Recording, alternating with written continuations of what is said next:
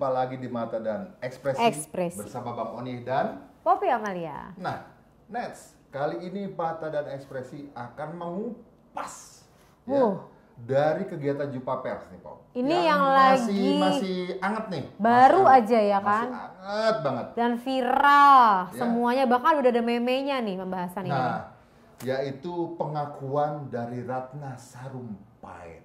Pengakuan kebohongan. Katanya kan dia dianiaya, tapi di Jumpa Pers ini disampaikan, dibuka sejelas-jelasnya. Dan benar-benar menjelaskan sedetail-detailnya. Kenapa dan seperti apa. Nih, Mata dan Ekspresi ngelihat apa sih dari ekspresinya seorang Ratna Sarumpait melakukan pengakuan. Ya nggak, Pop? Ya.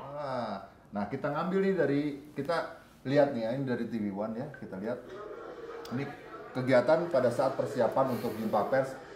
Jumpa Pers ini tunggu-tunggu banget loh.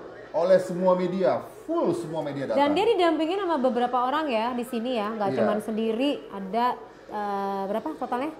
Ini ada 4, banyak sebenarnya. Banyak ya. Di luar itu banyak juga nih memberi penguatan ya. Ya. Karena menurut Bang Oni sih yang dibuka oleh Ratna ini benar-benar kontroversial ya. Ya, karena menyangkut seorang Bapak Prabowo di sini kan. Jadi beliau itu sudah membela abis-abisan gitu kan sebelumnya bahwa ini benar gitu-gitu loh. Nah, terus tiba-tiba artinya rasa seseorang yang ada timnya yang teraniaya pasti kan bela abis-abisan kan. Iya, padahal. Tapi ternyata kenyataan yang ada. Dan saya juga kalau dengar penjelasannya mungkin Poppy ya bisa ngelihat dari ekspresi gimana sebenarnya apa sih yang sesungguhnya terjadi. Nah, kita coba majuin ya. Nah,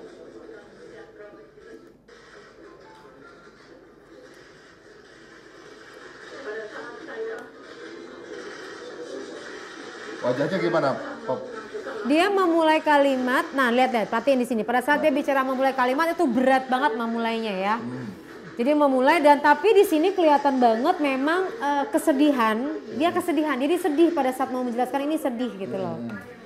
Tapi ada ada sedikit kemarahan karena mungkin baseline-nya dari Mbak Ratna di sini adalah Ibu Ratna di sini adalah ekspresinya lebih cenderung ke marahnya ya. Base-nya. Jadi terlahir ya. Oke. Gitu loh. Kenapa lihat kerutan di setengah sini nih? Ya. Nah, pada saat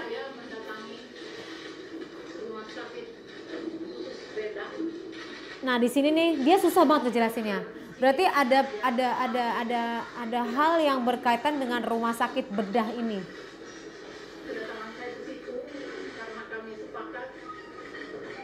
Oh, itu lah. Pas dia matanya kayak dia pas lagi ngomong kayak gini beliau sepakat mulutnya sempat dikunci dengan rapat gitu kan. Mulut dikunci itu ada tekanan yang mungkin ada indikator persoalannya di awal dimulai dari situ gitu loh. Jadi tendensiusnya adalah perasaan emosinya mulai dari situ karena masalah mau sedot lemak gitu. Jadi akhirnya memulai kejadian-kejadian berikutnya. Jadi kebohongan satu mengcover kebohongan-kebohongan berikutnya gitu loh.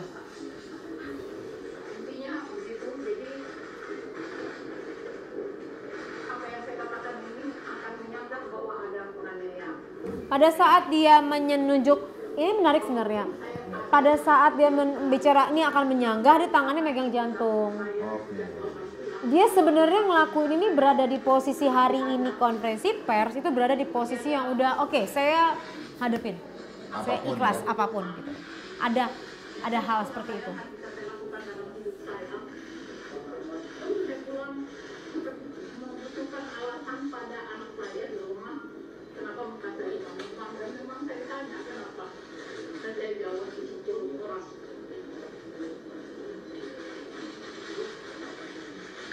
Ini susah ada ngejelasin. Sampai lama, lihat nggak Bang? Di sini sampai dalam dulu ya. Sampai nahan nafas gitu kan, karena tadi dia butuh alasan untuk menjelaskan ke anaknya karena dia adalah melakukan bedah plastik. Gitu. Karena bedah plastik itu kenapa persoalannya nih? Kenapa dia nggak mau cerita sama anaknya ya kalau dia bedah plastik? Apa yang di cover? Kenapa harus diumpetin ya? Ya diumpetin. Karena mungkin tadi secara psikologis kita nggak tahu anaknya menerapkan metodologi apa adanya dalam Dia berpenampilan. takut anaknya nggak bisa terima. Ya gitu mungkin karena beda plastik, karena tuntutan dari ya dia harus Penampilan. performance, penampilan dan lain-lain. Dan juga tadi kan sedot lemak. Nah jadi menjelaskan ke anak tuh nggak enak, takutnya salah persepsi. Makanya dia akhirnya menciptakan sebuah kebohongan gitu loh. Tapi kan kalau melihat ya Pop ya, Ratu Sarumpait kan orang aktivis ya. Ya. Dia biasanya berpikirnya seharusnya jauh. Ya. Apa yang dilakukan, apa efeknya gitu. Nah, Pak, ini pada saat dia, nah ini di sini, lihat ini kelihatan banget dia mukanya sedih, gitu loh. Sampai begini, saya nggak tahu bagaimana saya cara memaafkan diri saya di sini. Ini campuran antara kesedihan dan surprise. Jadi Mbak Ratna di sini dia kaget kalau dia sampai bisa melakukan tindakan ini. Ini nggak disadarin. Ya. Tapi dia harus mengcover. Yang utamanya dia adalah yang takutin adalah anak-anaknya. Gitu.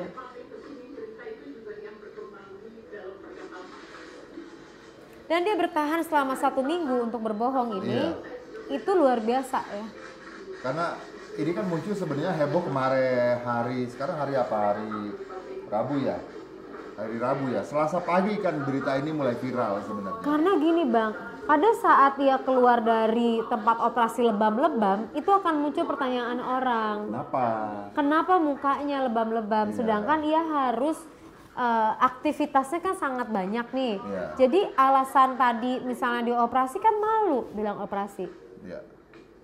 Saya soalnya gini, ya saya sebagai pemret kan tentunya kemarin itu ramai memang. Ya. Saat ini viral, saya cuma satu pesan ke redaktur saya, tolong cek sosmed anak-anak.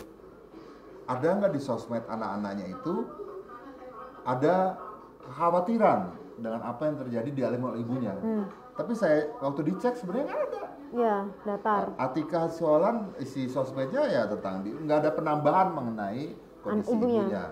Itu yang menjadi masih pertanyaan. Sampai malam kita pantau tidak ada perubahan. Sampai akhirnya kan ada jumpa pers. Gitu.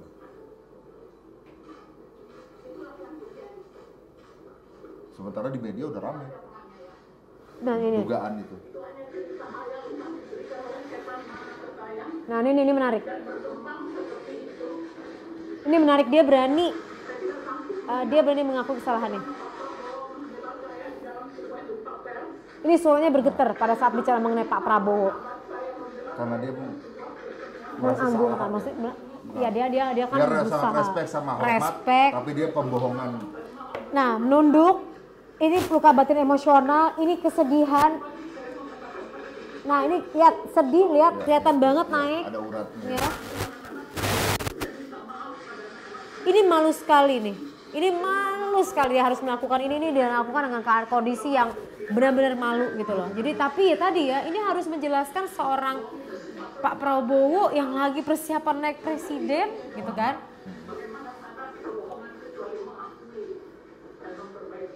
Nah, ini yang menarik, mengakui dan mau memperbaiki. Lihat sedih.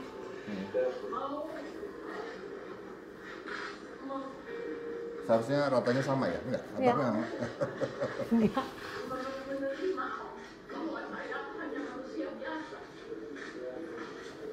Pada saat bilang manusia biasa, nelen, ya kan? Kecemasan. Berarti Mbak Ratna di sini ada ketakutan atau kekhawatiran dia nggak akan diterima lagi sama lingkungan.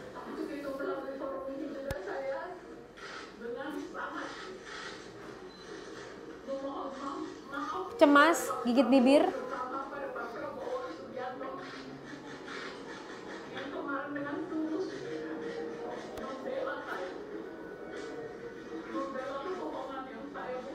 Membela kebohongan yang saya buat. Waduh. Ini berat. Berat.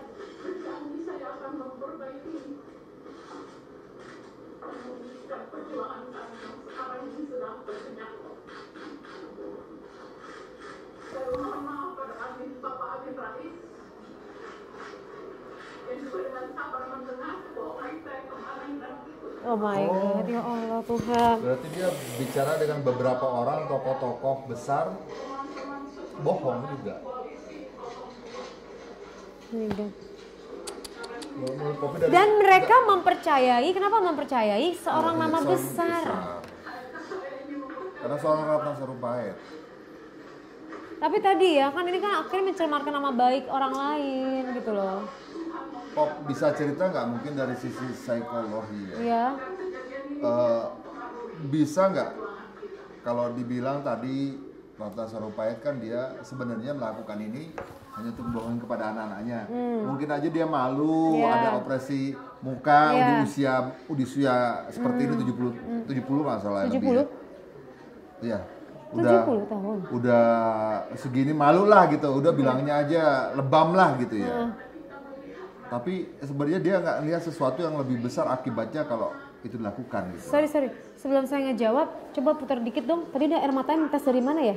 Mana? Coba kita muter dikit.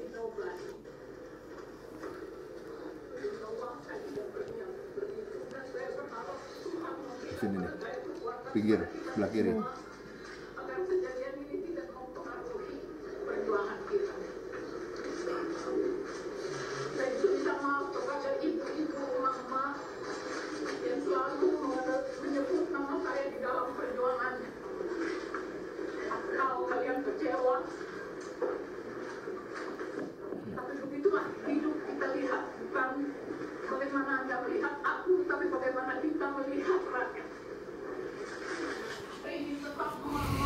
Nggak dapat, nggak air matanya sebelah mana?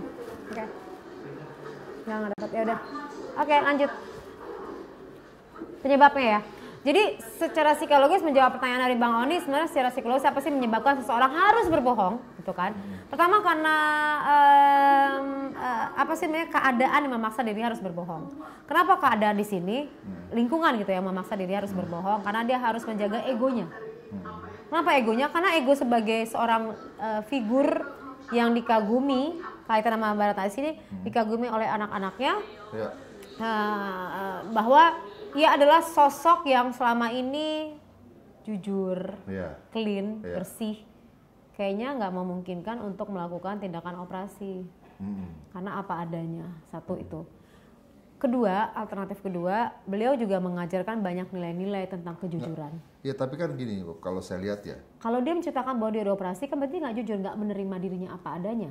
Iya, tapi itu kan di luang keluarga yang skupnya keluarga ya. Awalnya. Tapi kan ini kan ada yang lebih besar nih. Iya, awalnya. Ini jadi dia nyari alasan masuk nih. ke masalah konsultasi. Iya. Jadi nyari alasan dulu Bang. Jadi gini, dia ngomong, si Mbak Ratna ngomong bahwa saya sebenarnya alasan ini saya gunakan untuk anak-anak saya awalnya. Iya.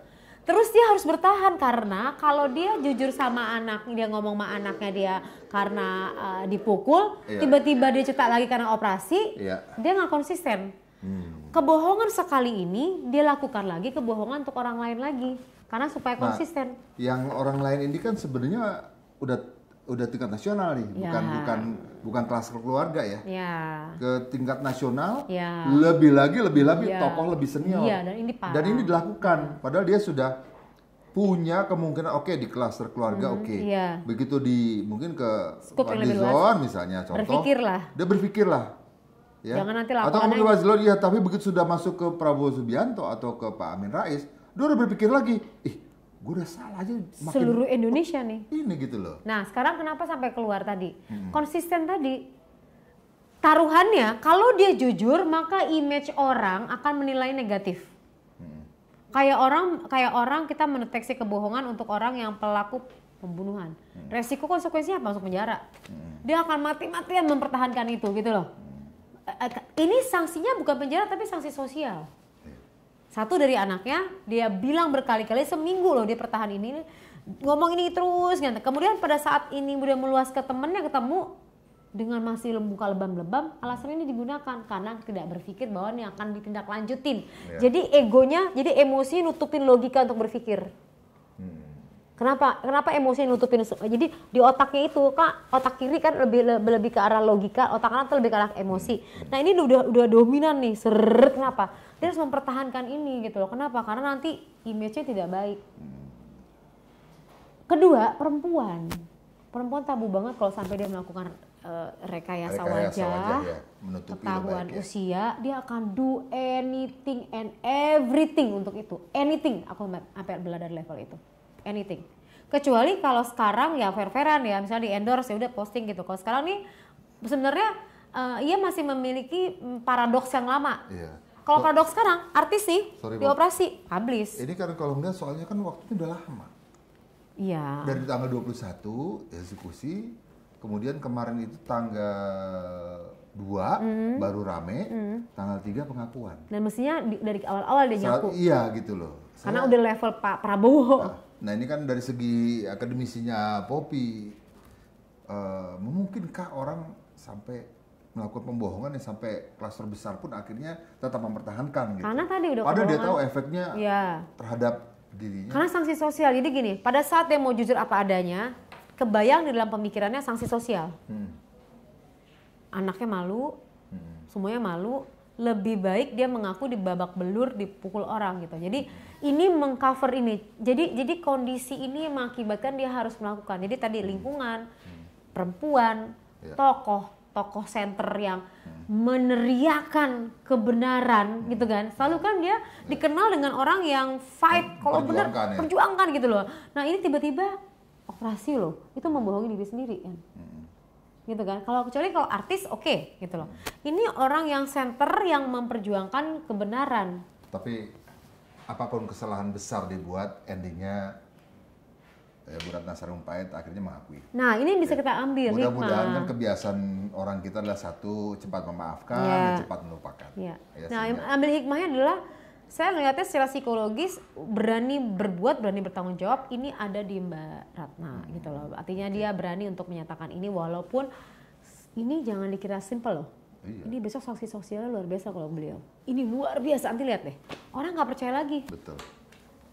Dia sering muncul tampil di ILC apa segala macam mungkin. Ini akan jadi cemoohan dan ia berani mengambil konsekuensi ini untuk telling the truth gitu loh.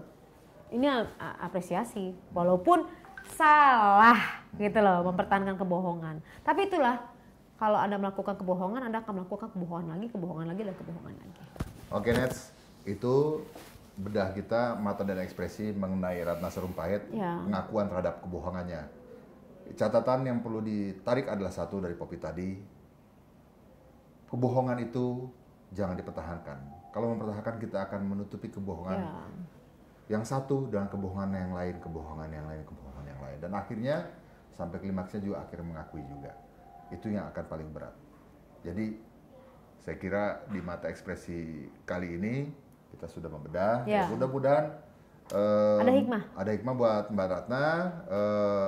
Dan mudah-mudahan keluarganya bisa menerima karena secara sosial ini berat sekali. Dibanding hukuman penjara ini luar biasa. Apalagi ini juga langsung dimanfaatkan karena dia juga akan aktif di panggung politik, pasti langsung dimanfaatkan dengan lawannya, ya siap-siap aja. Ya, saya kira. Dan kena mana-mana. Oke, Nets, sampai di sini Mata dan Ekspresi kali ini membahas mengenai Ratna Sarumpait membuka kedok kebohongannya.